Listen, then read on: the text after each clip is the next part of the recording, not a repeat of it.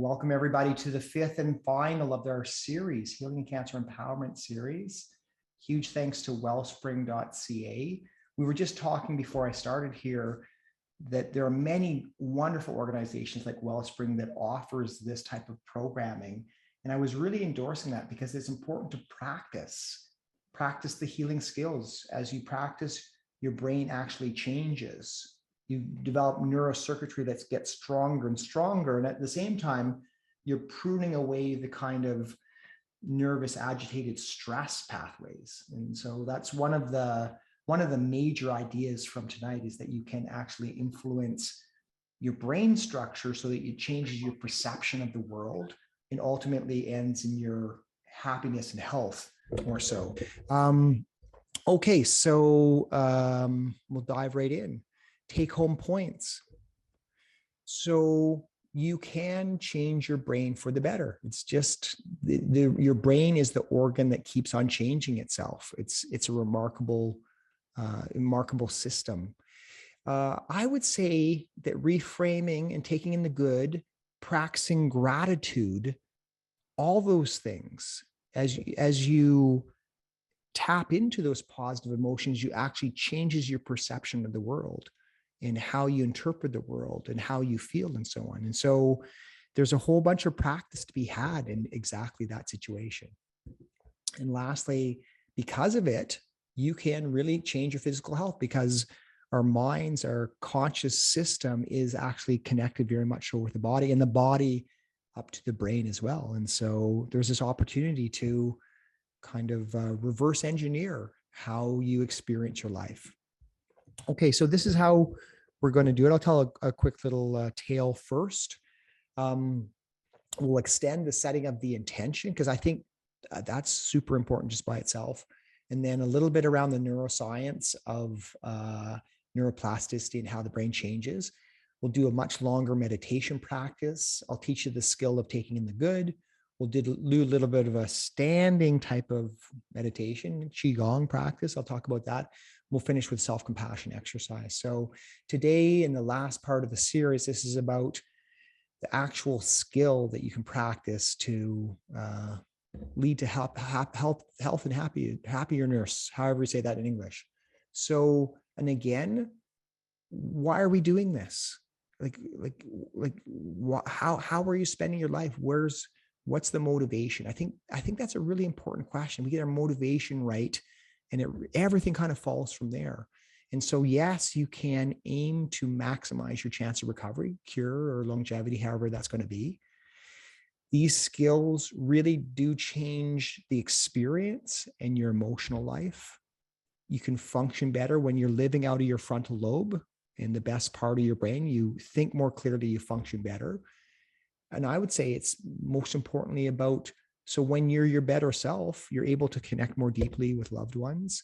And then, you can view life from a kind of spiritual perspective, that this is an opportunity to grow, an opportunity to love. And when we practice mindfulness, when we come into this moment here and now, that's where we grow. That's where we learn. That's where we connect. That's where we love. That's the only place that it happens. And so practicing coming back home to the here and now, empowers your life in so many different ways. I'm going to start with a Native American tale, and it's of a grandmother who's coming near the end of her life, and she's approached by the grandson who's a teen, and he says to her, "Grandmother, how is it that you're so kind and so patient and so wise, and people just love your company? You're such a good listener, and you're just such a wonderful character. How did you do that?" And the grandmother says, when I was about your age, I recognized that there were two wolves in my heart, the wolf of love and the wolf of fear. And depending on which wolf I fed would be the wolf that would grow throughout my lifetime. I love that tale for a whole bunch of reasons. One of them is just to acknowledge that we have those two wolves in our hearts. That's our humanness. We have both the wolf of love and the wolf of hate or fear, or however you want to kind of describe that other wolf. It's intrinsic to us as humans. And so to be conscious of it, first of all, to be able to acknowledge that, but also to be able to feed the wolf of love.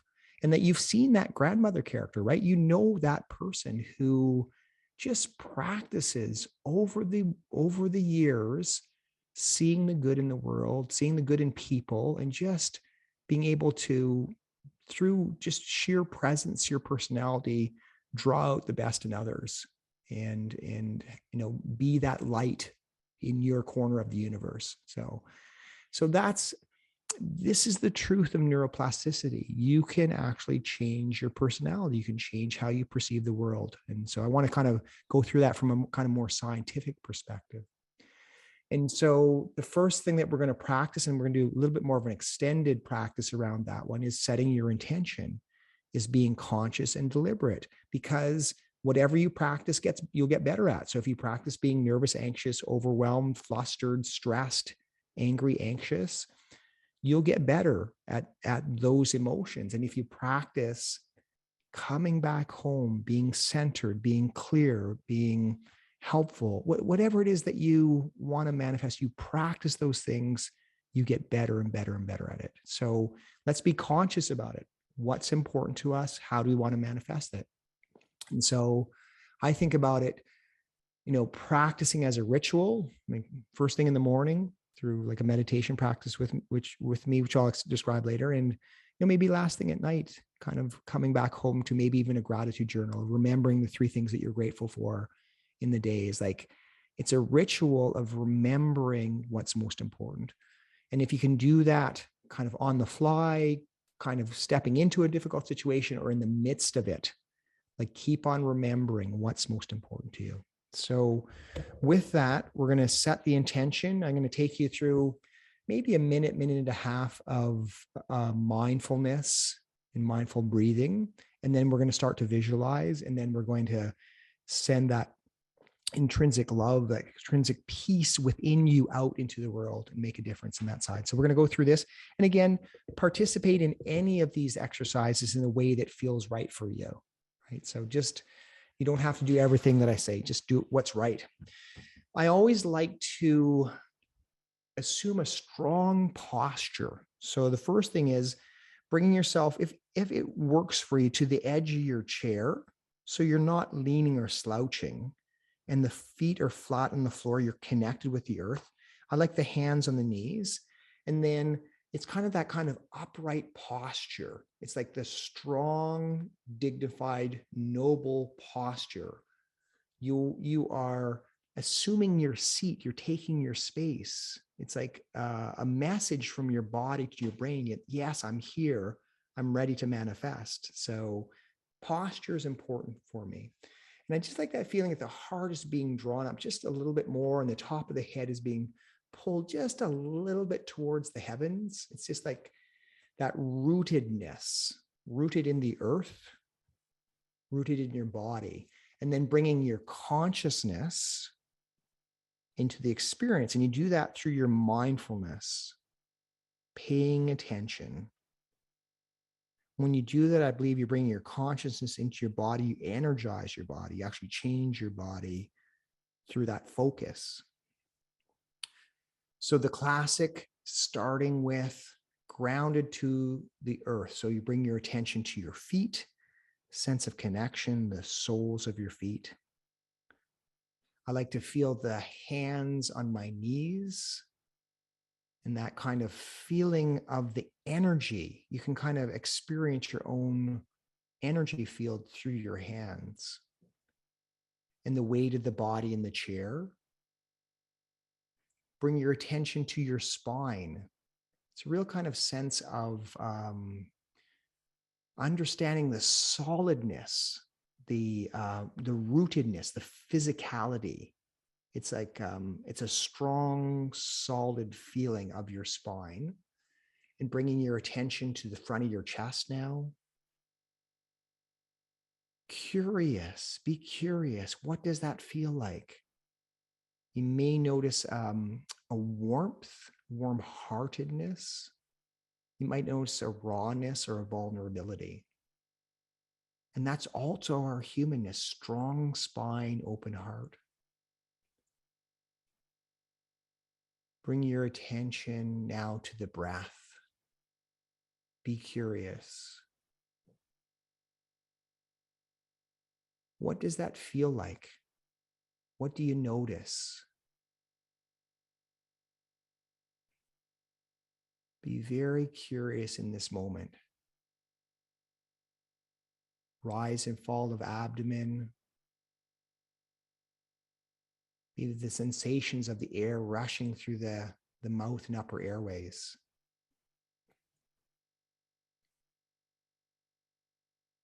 Very nice. And now we'll go on to the visualization part of this. So imagine that on the in-breath, you're drawing in a sense of peace and calm. So you're inviting that feeling into your body through the in-breath and breathing out at whatever pace is best for you. So breathing in and out. Out breath, allow yourself to relax, sense of release. In breath, inviting that sense of calm and peace. Out breath, any sense of tension. Very nice. Now we'll visualize the area of the heart, the middle of the chest, and I want you to experience a feeling of compassion and of caring. So at heart level, allow your heart to warm. Great sense of caring, of love. And it's often easiest to bring to mind somebody that you love. It might be somebody in your life right now. It could be at a different time in your life, maybe when your kids were young or when you were young, someone that you're very close to. It's almost as if your heart warms like the element on a stove, and you send that beautiful hug energy, love energy to that person, and be receptive to it as well. So you're connecting heart to heart with somebody that you deeply love.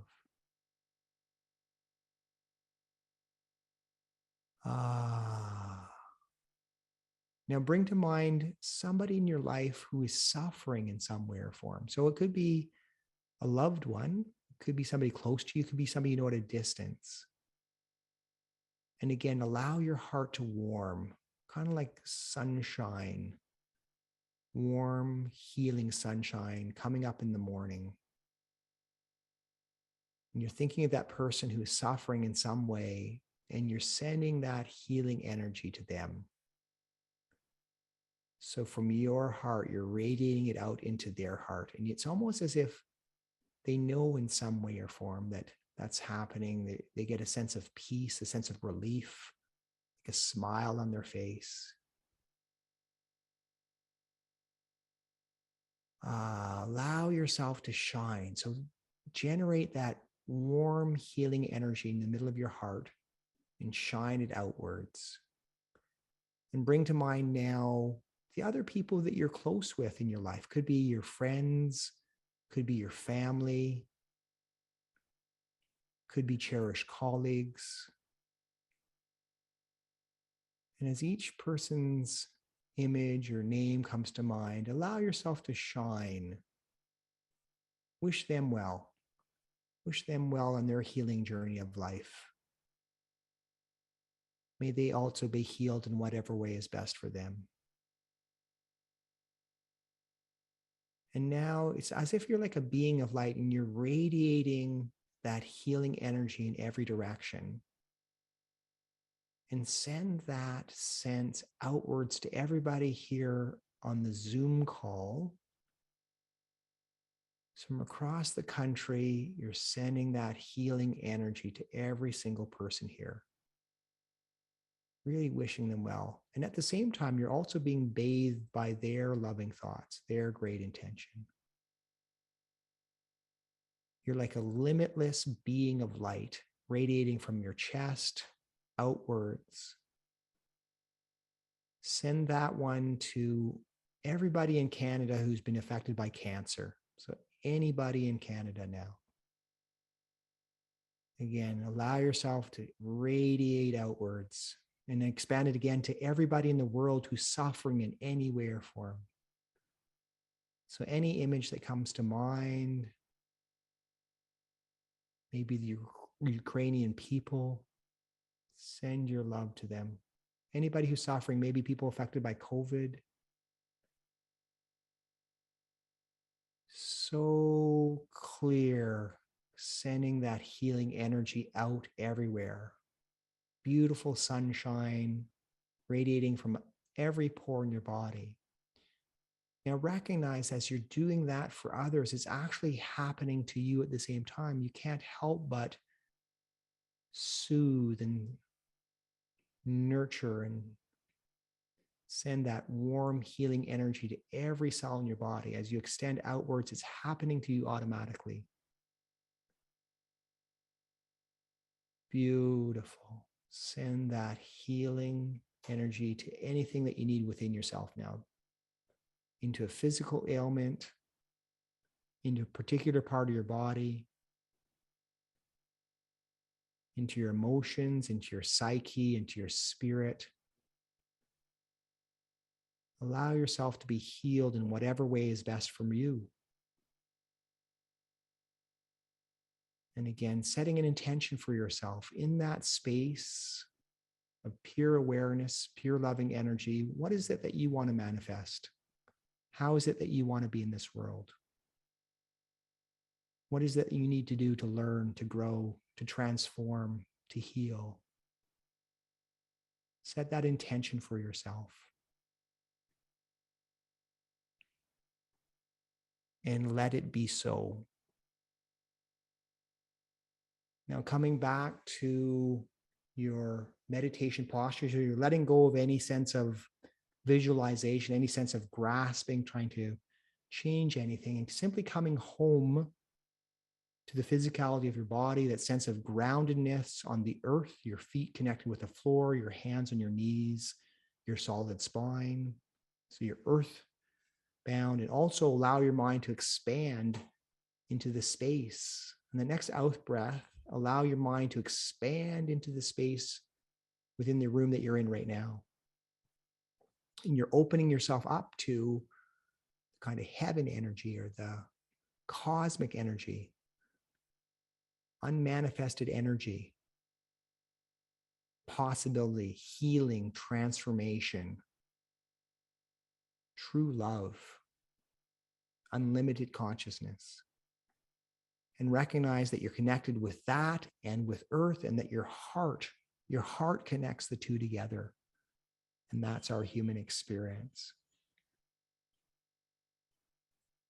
And I'm just going to chime now to finish this one off.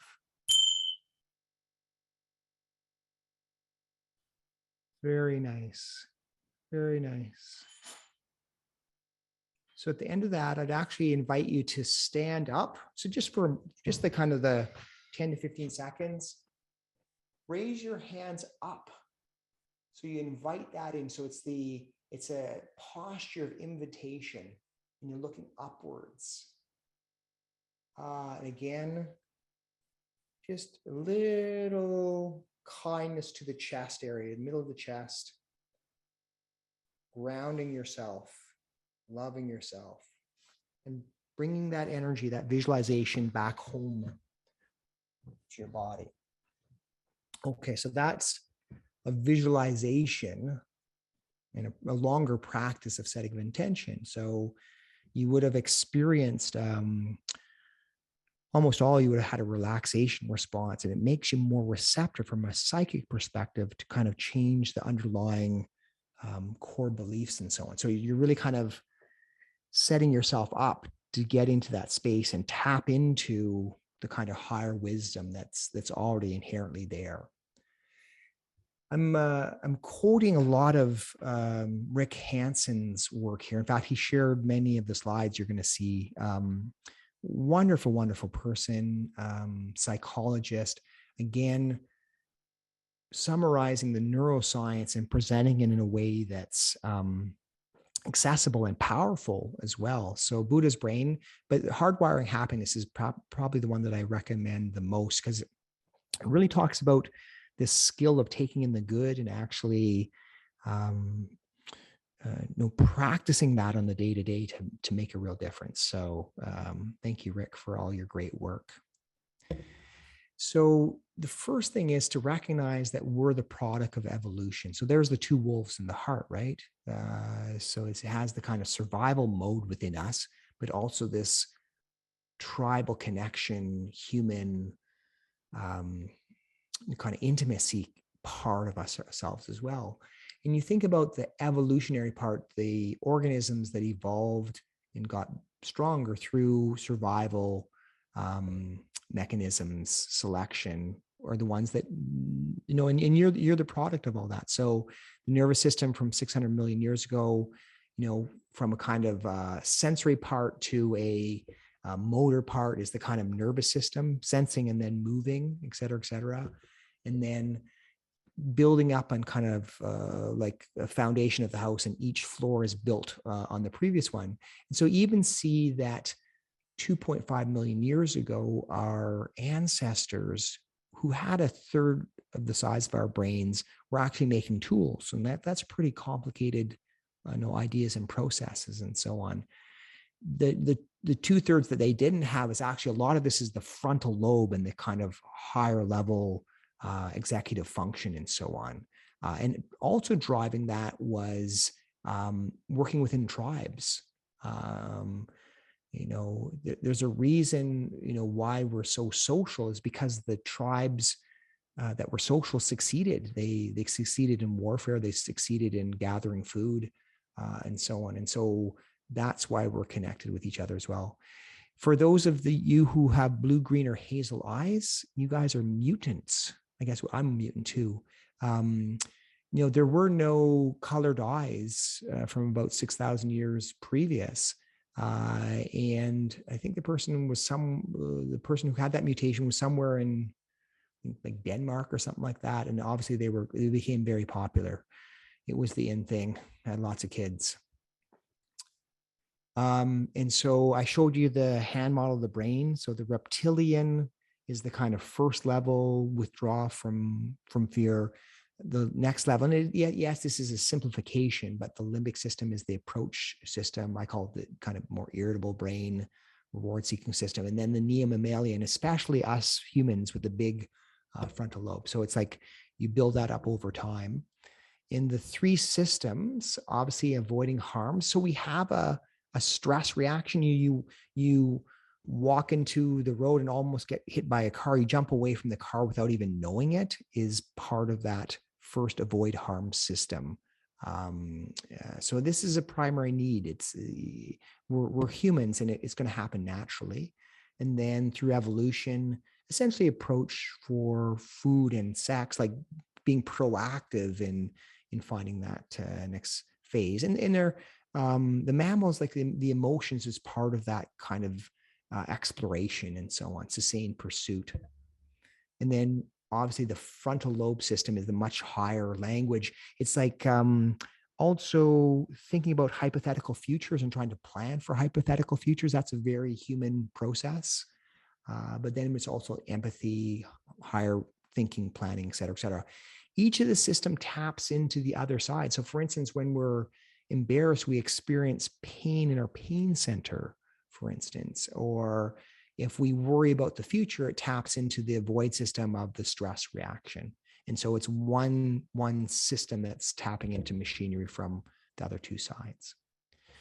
So on that idea is that we can get ourselves back into the rest and digest system, or the pause and plan system. There's a part of your brain that's trying to make sure you don't make stupid mistakes, like, yelling at your boss and inappropriate behavior and so on.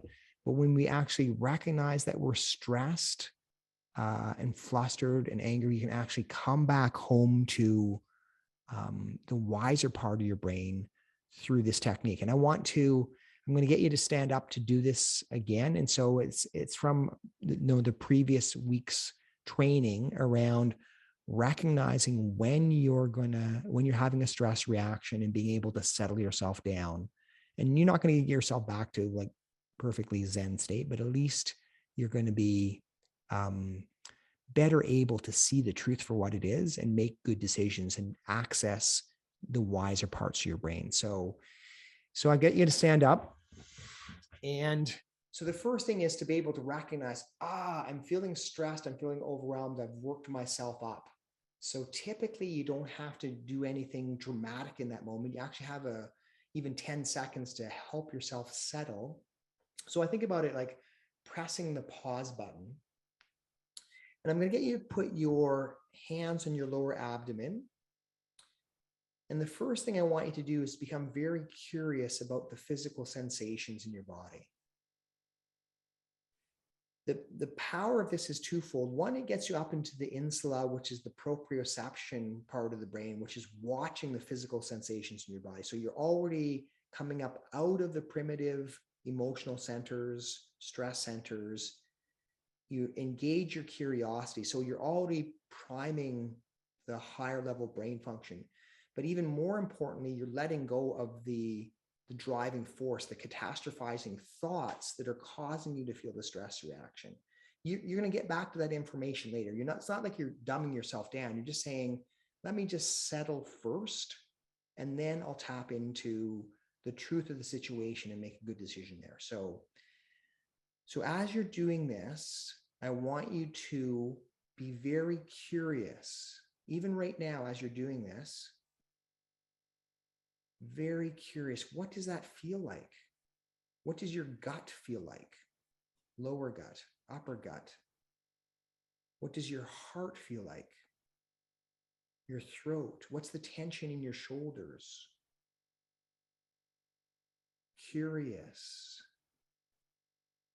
Great. So you're going to maintain that mindful curiosity, and it's actually energizing. There's a bit of energy to curiosity function. Now I want you to take the 4 slow breaths, and especially the longer, slower, smoother out breath. Be curious.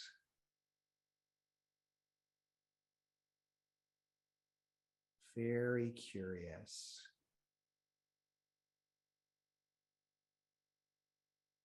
Slow, smooth out breath. Very nice. Okay, one more modification. Put your hands on your knees. On the in-breath, arch your back, breathing through your nose and look up towards the sky. On the out-breath, I want you to stand up, blow out through your mouth and look down at the floor. Head's looking down at the floor. In-breath, arch the back, looking up towards the sky, breathing through your nose, out-breath. And again, very smooth, very curious. In-breath through your nose, arching your back. Out breath. Very nice.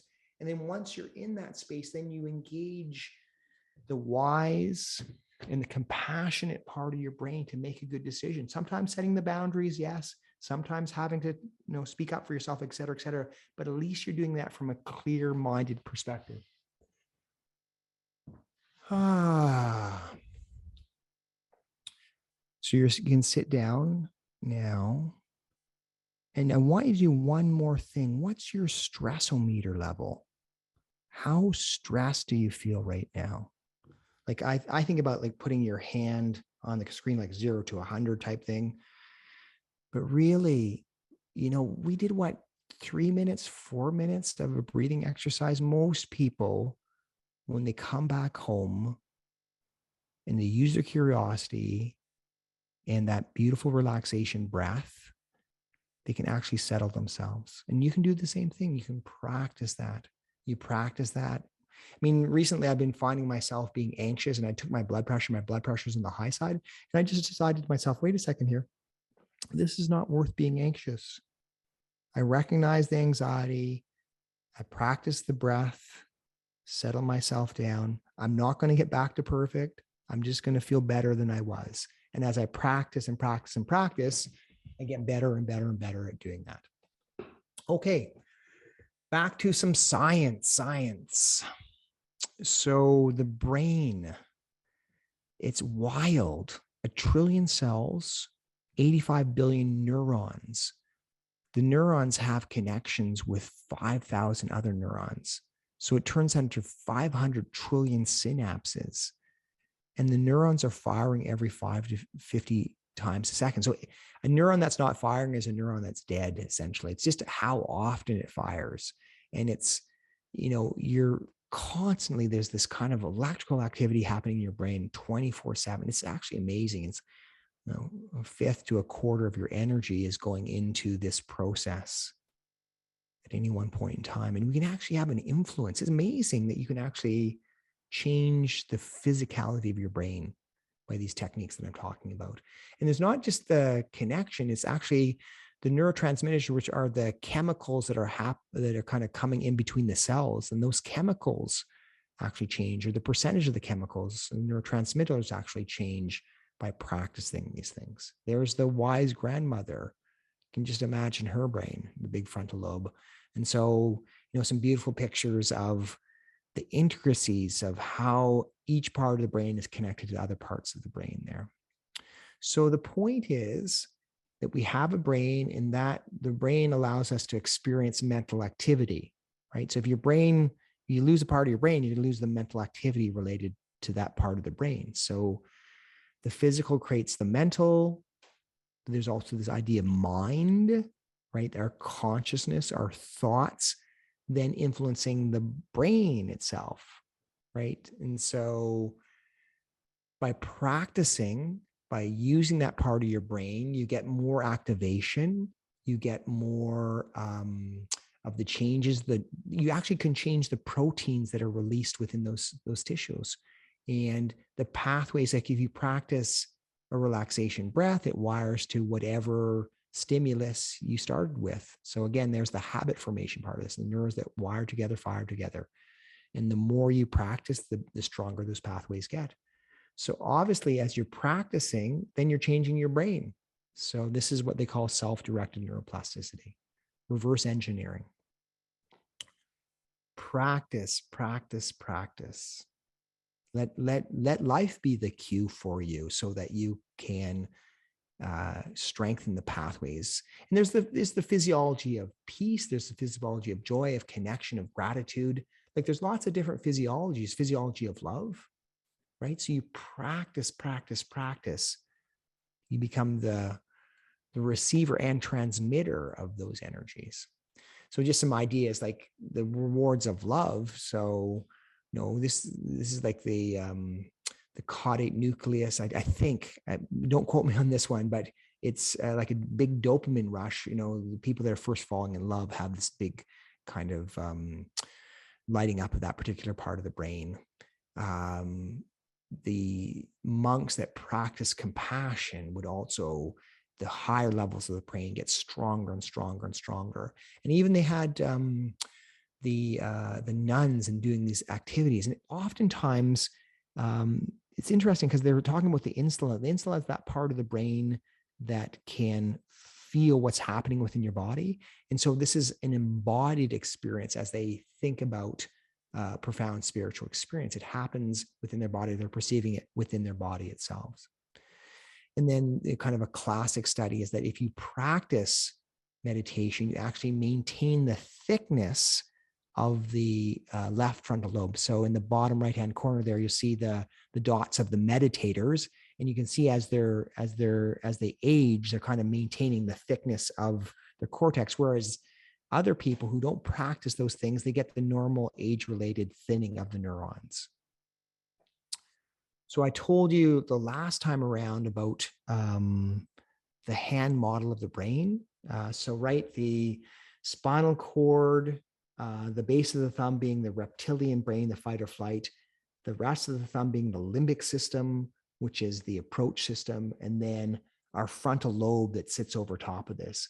And when we practice meditation, you actually physically thicken the left frontal lobe. And that's also associated with positive emotion. It's the right is the kind of more negative emotions or depressive emotions, the left side more positive emotions. So you're thickening this side. And you'll see as well that the frontal lobe overlies the limbic system. So it's sending signals back to kind of soothe it or settle it down. It's okay. You're okay. You don't have to get anxious here. So again, practicing that. And yes, we're going to flip our lids. That's the norm. Coming back home. The more you practice, the stronger it gets. And the benefits of practicing a meditation skill is that we get stronger in paying attention. We're going to look at the benefits here in a second, but paying attention, emotional regulation, and then access to kind of higher consciousness or higher thinking or morality, language thinking, et cetera, et cetera. So all those are primed by practicing meditation. I want to share with you my meditation experience. So I just kind of normalizes it, that we don't have to be in like a Zen state. It's like, it's almost unremarkable meditation. So most days I go down, my wife and I are doing it. We're using an HRV monitor. We could probably talk about that one too. Forgot to put in a little slide there, but essentially it clips onto one's ear, and we put it into the iPhone, and the iPhone actually gives, and it doesn't matter which type of phone, but it gives a feedback in terms of how strong the nervous system is. And it's heart rate variability monitor, because you want your heart rate variability to be more. You want your heart to be able to fluctuate and go higher and lower. If you're too stressed, you kind of get stuck in the kind of high, rapid kind of heart rate type zone. Whereas breathing in, breathing out, if your parasympathetic nervous system, your relaxation side of the nervous system is there, then your heart really kind of slows down a lot more. So watching that kind of heart rhythm dictates how much relaxation you have in your system, and that monitor gives the feedback so you can actually teach yourself to relax. And the science is pretty darn strong that it really improves lots of different ailments like mental health, post-traumatic stress, diabetes, hypertension. There's lots of physical ways that by teaching yourself these techniques, using a biofeedback, you actually have better health and happiness in the long term. So again, it's the proof. There's the science around all this. Okay, so I'm just going to describe my meditation. So typically, I'm focusing on that kind of long, slow, smooth out breath, but inevitably, like my mind is chattering. I'm like thinking about like what I need to do and those type of things. And at some point I recognize, what's happening here? Like I'm thinking about something else. Let's bring my attention back. And it's the muscle of bringing your attention back to focus on the breath. And I'm focusing on my breath. And then inevitably I'm starting to, fantasize about what I should have said in that conversation, and, being irritated at myself and at other people. And then some point in time, I recognize, geez, you're like, wow, into some big, kerfuffle from the past, trying to relive that. Just come back home. I mean, it's kind of a sense of gentleness. It's not like, Rutledge, you can't do this. You're not very smart, are you? It's like, no, okay, that's happened. Let's come on back home. Just come back home. It's okay. And then I'm off again, right? Something else is coming up, and it's eventually I'm coming back home. And for you people who say, I can't meditate because my mind is going 1,000 miles per hour, think of it this way. You have lots of opportunities to say, okay, there I'm chattering in my mind again. I'm just for this next breath, I'm just going to try to focus on that long, slow, smooth out breath. Right? And it's just like, you keep on doing that, 15 minutes a day, 10 minutes a day, 5 minutes a day, whatever it is, 2 minutes a day, whatever it is that you can do, you practice that, and you get better at bringing your attention and practicing getting your system more relaxed. And it's very powerful just to kind of teach yourself to relax, teach yourself to settle down to whatever degree. You don't have to be great at this, to whatever degree you're getting stronger by doing that. And luckily, I'm starting to get like a positive reinforcement around it because I actually do feel better at the end of the meditation. I kind of get this kind of sinking feeling, grounded feeling. I feel more embodied, more solid, more clear thinking. I just feel like I'm a better physician on those days. I'm like doing the days that I meditate, which is almost every day anyways, but I'm focusing on what's actually happening in front of me and, trying to make a good decision and not being distracted. So it's like more efficient because I'm doing one thing at a time well, as opposed to kind of multitasking all the time. And I'm more compassionate and more open-hearted. It's just like, it's the best version of me that's coming forward when I'm practicing that meditation. So, and then I also tell you, I finish off with setting my intention and then releasing, because I can't control it. I'm not in control of this life. I'm the servant of this life. And so I just relax into that as well. So that finishes off the kind of, and then I give my wife a hug and all the rest of it. So the meditation piece is getting stronger because I keep practicing and I keep wanting to do it. I kind of miss doing it if I don't practice in that space each day. So what does the science say? What does the science say in terms of what we can do? So as you're practicing, so I talked about the insula being the part that watches what's happening within your body. So that's self-awareness. Interestingly, this is also the area that gets lights up when we have mirror neurons. Like if you see somebody start to cry, you feel that in your body, you feel that in your gut, right? You see the emotional cues there, and then your body has a physical reaction, and then your insula picks up on what's actually physically happening in your body. The hippocampus is part of the memory. And so I didn't understand this. About 10 years ago, I learned that you're actually creating new brain cells. You're growing new brain cells when you practice meditation and when you learn and when you use your memory. So that's helpful just by itself in terms of memory function. And then obviously I was talking about the prefrontal cortex. So especially on the left side, you're thickening that. And so you have better attention. And that I think is extremely important because, as I say, that's where life happens. And then less thinning of your brain with time.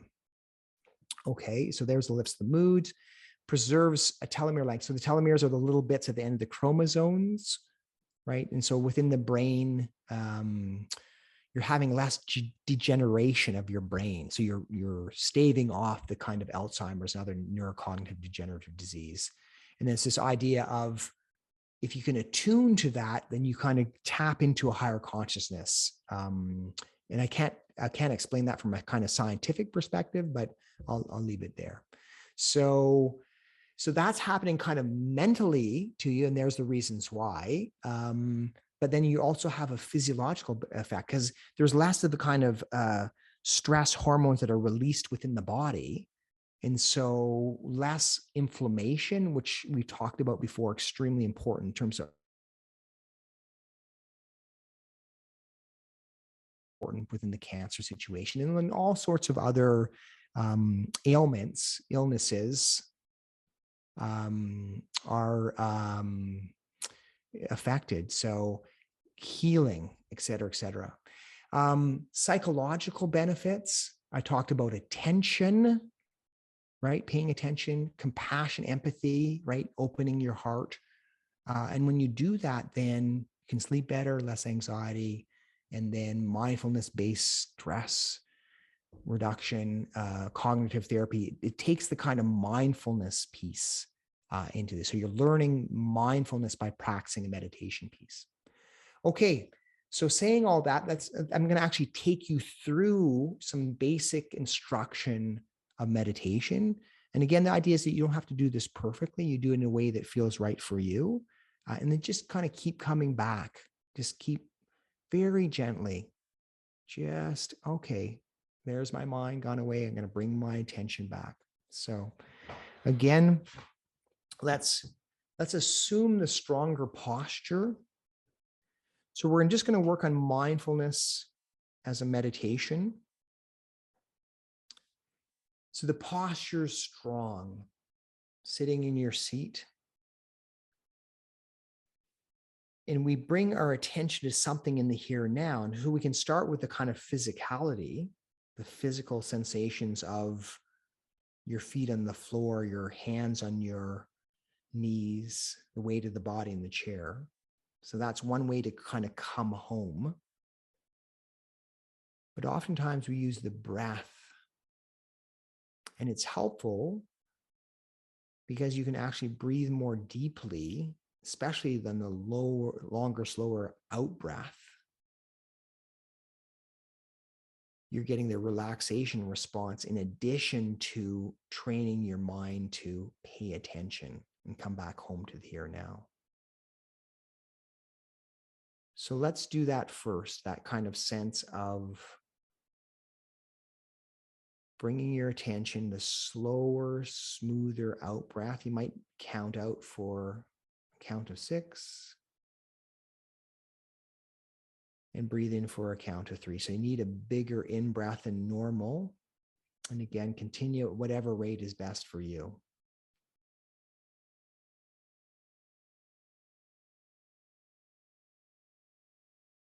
Be curious.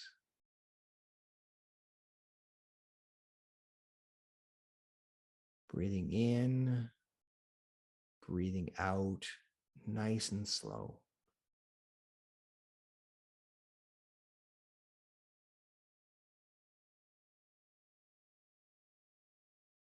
And as you're focusing on your breathing, at times you'll notice that you're thinking about something else. And that's okay. That's not a problem. You simply recognize and return.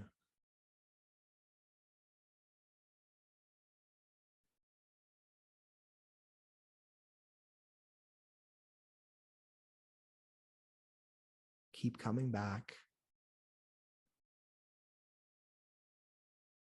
Can you even bring your attention to the middle of your chest to really focus your attention? Nice, slow, smooth out breath.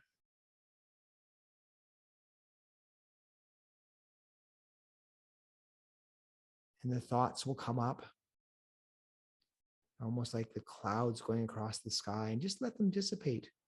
And when you recognize the thought, bring your attention back.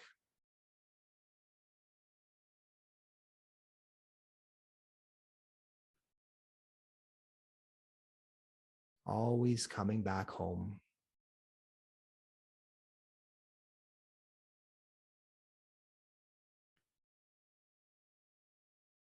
Watch the breath, the in breath, the pause, the longer out breath, the pause. And it's as if your body is breathing itself. There's no me to do that. Simply watch.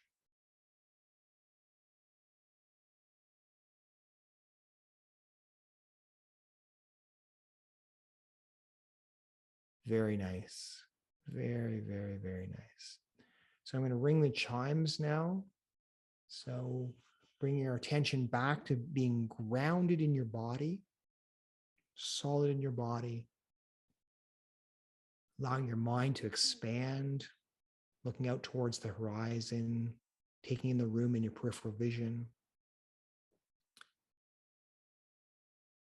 allowing your heart to connect, the openness of space, possibility, and a kind of sense of groundedness living in your body. Nice. Thanks, guys. I appreciate that because I can feel the energy there. Honestly, can that you guys are doing this with me and it's creating a group energy. So thank you.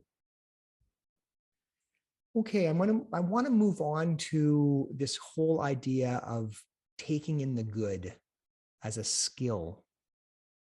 And the issue is that when you take in the good, you actually have an experience and it leaves a residual imprint on your brain. So it's woven into the fabric of your brain. So we want to either have those experiences wherever possible, and we can have lots of kind of positive experiences in the kind of day-to-day. We can even visualize having a positive experience, and it still leaves that residuum. So that's part of the trick here. And the idea is that you can use that technique for any inner strength, anything that you want to, of the positive attributes that you want to develop more of. So big picture is, when we practice bringing ourselves into the positive states of mind, you practice, you practice, you practice, it becomes a trait within your brain. So there's the wise grandmother, right? She practices being in that mode of joy, of connection, of gratitude, of love. She practices that and becomes a neural result. But practicing it's a couple of phases to practicing. One is to have the experiences activated, but you actually have to have the activation make an installation. You could activate and not have any benefit if you just blow it off and it doesn't actually land in your brain, doesn't stick in your brain. So the installation part of this is the key to this. And it's, we do people disservices by just having like little positive experiences without actually allowing them to ingrain that and install it in the long term. So you need to be able to install there, which is really the key to it. So you have those experiences, installation. That's what we're going to work on today, installation. Okay, so look at this long list of potential inner strengths and pick from that very long list something that you want to develop more in yourself, something that you'd like to manifest more within your personality, within your world, within what you have control over. So I think about gratitude or peace or confidence or, a loving optimism, or, it could be anything here. So from this long list, choose something that you want to get stronger at. You have a natural ability there already, but you want to get this attribute stronger and stronger. Okay. Or the other way to think about it is, if you're struggling with a particular issue or problem, what would be the antidote from a positive perspective? So if you're struggling with being fearful, maybe it's like confidence. If you're struggling with anxiety, perhaps it's peace. There's lots of ways to it, but I'm just trying to invite you to empower yourself, but be specific about the positive state of mind that you're trying to manifest more of. Okay, so keep that in mind as we're going forward with this. So the idea is that we're having experiences all the time, and we have inner strengths, and that's represented in the green, and the red ones are kind of the negative states of mind.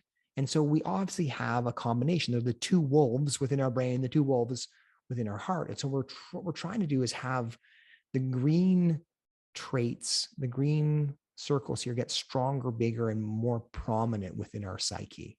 So we're going to build those strengths. The issue is that we're primed to what they call a negativity bias. And essentially, from an evolutionary perspective, it's much better to be anxious and worried and kind of protect yourself all the time because you're more likely to survive. The issue is that in this society, typically you don't have to do that, right? So, things are set up such that you're safe enough that you don't have to be anxious all the time. So, but we still have the bias towards negativity and so on. And so the issue is that the negative stimuli, negative experiences get much more attention. So think about it. The last 10 interactions you've had with a loved one, 5 might be neutral, 4 might be positive, 1 might be quotes negative, like a little spat of an argument or something like that. What are you thinking about at 11 o'clock at night? You're thinking about that one little spat of argument, right? Because there's the negativity bias. And it's set up so that we focus on that much more likely. And it sensitizes us, and lots of kind of negative pathways, habit pathways in the brain do the same thing. So it's there we're focused on the negative, right? So Velcro for the bad, our brain is Velcro for the bad, but Teflon from the good. The good stuff like slips right off. And what we're now trying to do is balance this out. We have these Stone Age brains living in the 21st century. So how do we work with our brains that are so focused on the negative stuff? So the balance is taking in the good, remembering and installing. That's the installation piece that's absolutely critical here to it. So activation and installation. Without installation, you lose out on it. So we want, and in the meantime, the negative stuff is getting stuck in there preferentially. So we need to balance this out and get the positive stuff to land more often. So the negativity bias is whenever that negative experience comes along, we suck it in and we hold on to it. Whereas we're losing out on having the positive traits come in and stick and dominate our personalities. So through taking in the good, you're inviting in the positive stuff more often. Okay, so to do that, it's important to have a good experience, to have the feeling of peace, right? You go out for a walk and it's like beautiful and you're very peaceful at heart. So you're having a positive experience of peace. Or you can visualize going for a walk and feeling in a very peaceful state or practicing the meditation, et cetera, et cetera. So you have the experience. The enriching part is to be able to stick with it and feel it in multi dimensions so that the positive experience has more time to stick. And you have an enriching experience by doing it for a longer period of time, greater intensity, feeling it multiple ways, making it new and different if you can, and personal relevance, like remembering what's most important around that. Like I want to be peaceful because I like being that way with my grandkids, for instance, could be the kind of justification. So doing that. And then I think the absorbing piece is more like a visualization that keeps you in the installation phase. So it's more likely to stick, but I'll show you how this works anyways. And then lastly, if you practice this, you can actually start to desensitize the some negative experience. Like for instance, you have a phobia towards going up elevators or towards spiders. You can have the positive experience of peace and then slightly touch on the idea of spiders, for instance. And then the next time around, you have that very positive experience, and then you look at a book, look across the room at a distance at a book of spiders, and slowly you get closer and closer to the spider experience, and the peaceful neurons, peaceful pathways kind of dominate, and you can slowly extinguish the phobia, for instance. So there's a link part to taking in the good as well. So to summarize, you have the experience, you enrich the experience, you create an absorption, and there's this possibility of linking a positive with a difficult part, but that's the kind of the optional part.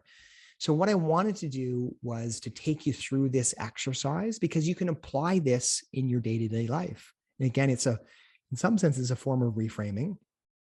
So we have the positive experience. I want you to think about that state of mind, that inner strength that you're thinking about. Okay, so this is a visualization. You can close your eyes if you want to, thinking about the last time you were in that state of mind. And I want you to bring yourself back to that experience, allow yourself to feel all the kind of emotions, the sensations within the body, the thoughts that you were having. So remembering when you were in that positive state of mind, what was happening in your life. So you're closing your eyes, you're thinking about that right now. Were you by yourself? Were you with others? What was the situation? What were you seeing around you? What was the temperature of the air? And again, allowing yourself to feel that positive motion. So not only visualizing, but now experiencing that within your body.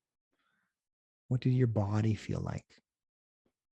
What did your heart feel like? Your throat, your gut? And again, feeling it, experiencing it. What were you thinking? So allowing yourself to experience the depth and breadth of that positive state of mind. Now, as you're feeling this, imagine that you're actually ingraining that right into the brain pathways. You're setting down those fibers.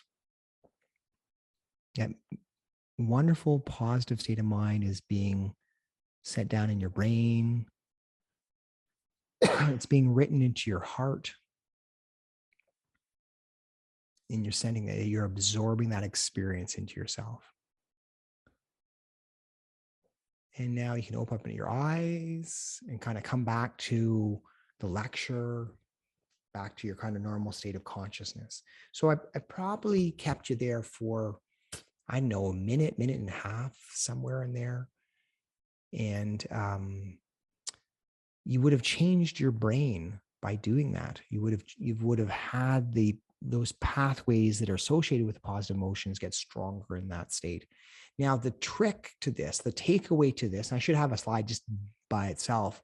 The takeaway to this is that in order to install, you need to maintain that state of mind for at least 15 to 20 seconds, right? So as you're going for your walk and you see the beautiful sun and you're feeling that sense of peace, then stay with it. Don't just blow it off and like, oh, well, that's peaceful. Isn't that nice? And then like go on to think about something else. Like really enjoy it, really absorb it. And when you're feeling that sense of confidence, that sense of strength, it's like stay with it. Allow that to ingrain. So 15 to 20 seconds. And then 5 or 6 times per day is the ultimate. If you can kind of keep going back to those feelings, those experiences, 15 to 20 seconds at a time, you'll get better and better and better at being in that state. And it will come to you more easily, right? And then this doesn't have to be kind of a ritualized practice as much as you're walking through your day and you're noticing those positive experience, because you'll have lots of different positive experiences. They just stay with it longer. So you don't have to do something extra. You just have to notice and feel and get that sense of being absorbed by it, absorbed into it. Okay, I'm just going to do just a couple of minutes of Qigong before we do our self-compassion exercise. But I'd like to do this one just to recognize that meditation does not have to be laying on a mat or sitting in lotus position or, following your breath. It can be done through physicality. And the key for me is when you're doing these exercises, whether it's walking meditation or body scan, et cetera, the idea is to be able to watch your thoughts. And when you start thinking about, something else, it's like always bringing your attention back to the activity. Right. So it's nice to go for a walk in the woods. That can be relaxing. It's nice to go for, a nice soak in the tub, have a nice warm bath. But if you're thinking like lots of different things and you're not kind of practicing the skill of bringing your attention back, then you're losing out on the opportunity of practicing meditation. The bath by itself is fantastic. I'm not dissing that in any way or form or going for a walk. I'm just saying there are different ways to practice your mindfulness and coming back home, the intention of coming back home. So if you can join me, it'd be great. Maybe I'll just stop share for a second here because it's a little easier. So again, participate in a way that feels good for you. And I'll just do the first maybe 3 moves of Qigong. So imagine that you're standing in a large vat of warm fluid and all the movements are nice and soft and smooth, right? So little bend in the knee, shoulder width apart, hands in gunslinger position, breathing in through your nose up to zombie position and breathing out through your mouth. Breathing in and breathing out, and try to kind of mirror me in terms of speed. Breathing in through your nose, very soft and smooth. and breathing out. You're using your mindfulness to practice these exercises. Breathing in and breathing out. Very nice, very calm, very peaceful. I'm going to modify this to movement 2 is breathing in and then opening your arms and breathing out and dropping your hands. Breathing in. And breathing out. Breathing in and breathing out. Very nice. One more.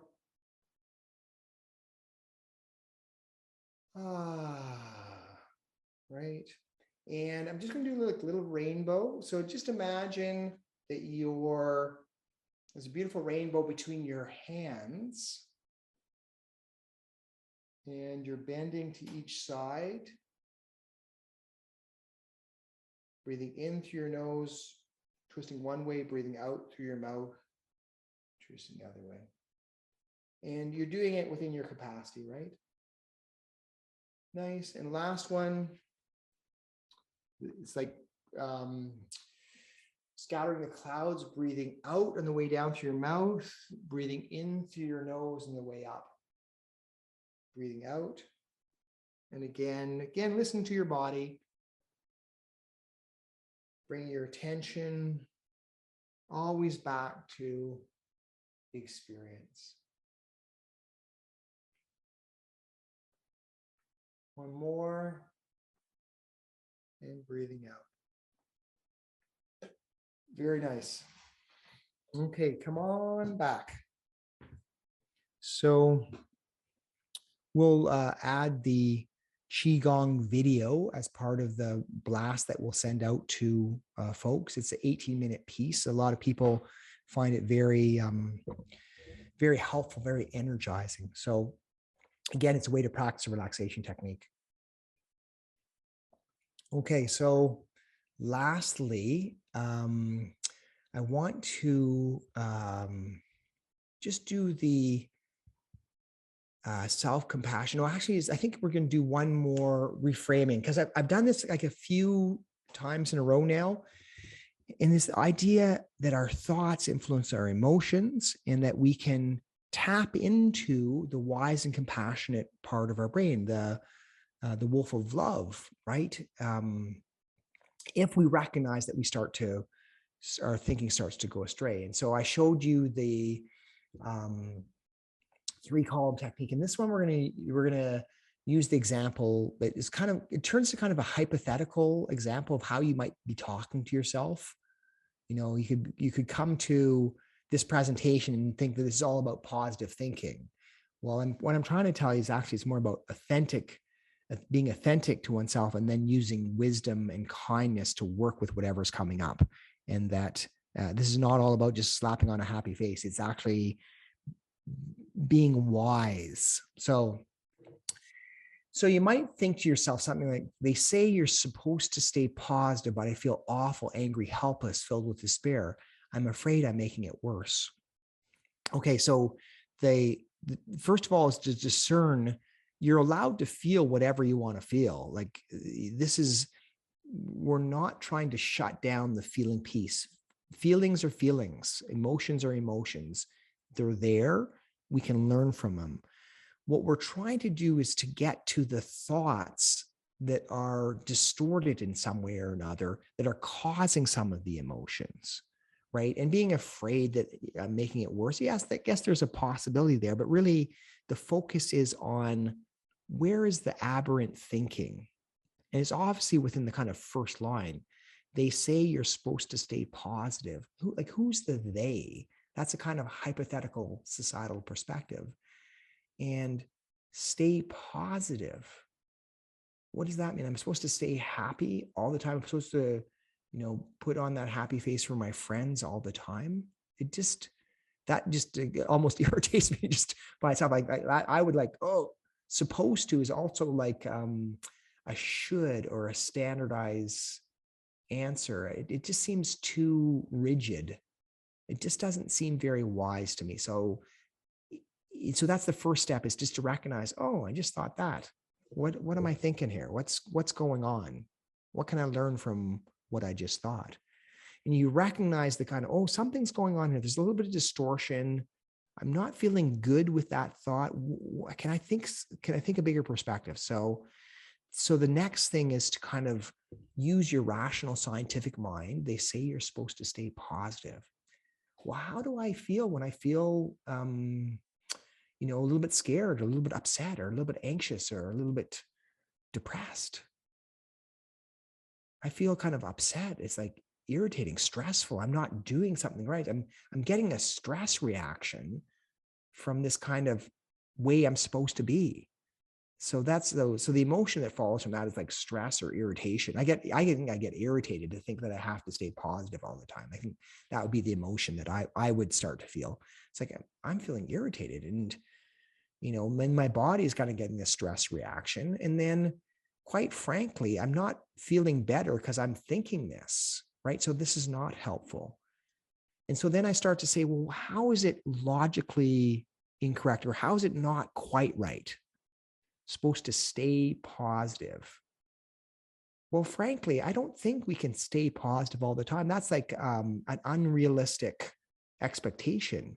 And wouldn't it be more like, some days I feel good, some days I don't. Like, it's kind of up and down. Some hours I'm good, some hours I'm not. So isn't that how I've experienced my life like all along? It's like, it's kind of ever moving flow of emotion. Like that, isn't that the kind of norm? And to try to put myself in this super positive state all the time, doesn't that seem right? So, or wrong, or whatever. So anyway, so that's what I think. It's like, no, it's like that doesn't work. In fact, that's irritating. I don't want to go to that kind of positivity idea. So then how do I reframe that? Remember, the components are to acknowledge how you're feeling, to see a bigger perspective, and then be encouraging of oneself, right? And so in this situation, we came up with a reframe. Again, not to say this is the best, or it's just one of them. It's to, first of all, acknowledge, okay, so I am feeling upset or depressed or anxious or whatever, scared. It's like, that's normal. It's natural. We humans will go through this with a cancer experience. And then you say, well, I can comfort myself. I'm learning to comfort myself. I can ask for reassurance. So then the kind of practical mind comes into this. And the possibilities, I can work with my state of mind, and that helps, right? I can work with this. I can also let go of this. This is not helpful. Or I always say, in any reframe, it's like, I can grow from this. I can get stronger from this, right? So there's this kind of accepting the truth of how you're feeling, and then also seeing a bigger picture and letting go of the ideas that are simply not helpful. So I wanted to finish off with a kind of more complicated reframe on the series. And we'll just finish off. I want to just do the compassion exercise again from Christian Neff's work, because I really think it's very helpful, because as we, as you practice anything, you practice your meditation, you feel, oh, geez, I didn't have a very good meditation. This is a waste of time. Lots of things can go through our minds as we're practicing these techniques. And it's okay just to allow yourself to be where you're at. And the kind of the strength of self-compassion is to have the discipline and keep on practicing. So we give the same compassion and kindness that we give to a good friend. Or if you saw somebody who was living on the street, you could only have compassionate connection with them if you actually noticed. So you notice within yourself, well, that's what I'm feeling. Without mindfulness, you lose out on everything. Your heart needs to open in some way or other, right? That's hurting. That's difficult. Ouch. So your heart opens with a sense of pain. And then the last part of it is to recognize that we're all on the same path. We're all trying to learn. We're all just doing our best. Like just to be able to say, I don't think we should really kind of differentiate ourselves from others. Like, we're all trying our best. We're all on that path, and it's difficult. And that person is just like me in some way or form, right? So it's the shared humanity. Those are the elements that allow us to feel self-compassion. And then you reflect them on yourself. Oh, this is what it likes to experience cancer. It's not my experience, it's the experience. You're suddenly not hooked in, tapped into you being alone. It's like, oh, this is what people go through when they have this experience. And so you're saying that to yourself.